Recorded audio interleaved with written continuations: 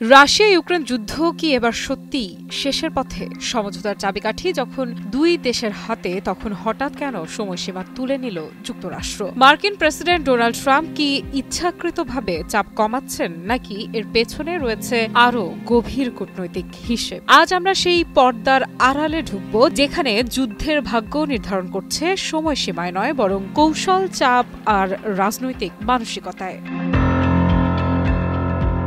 ফ্লোরিডার পথে এয়ারফোর্স ওয়ানে সাংবাদিকদের সঙ্গে আলাপচারিতায় ট্রাম্প হঠাৎই জানিয়ে দিলেন, ইউক্রেনকে আর কোনো কঠোর ডেডলাইন দিচ্ছে না যুক্তরাষ্ট্র। আগামী বৃহস্পতিবার যে সময়সীমা ছিল সেটি এখন বাতিল। তার ভাষায়, আলোচনায় অগ্রগতি হলেই চুক্তি হবে, সময়সীমা নয়। প্রায় 4 বছর ধরে চলা ধ্বংসযজ্ঞের আলোচনায় হঠাৎ এই নমনীয়তা প্রশ্ন তুলছে আন্তর্জাতিক মহলে।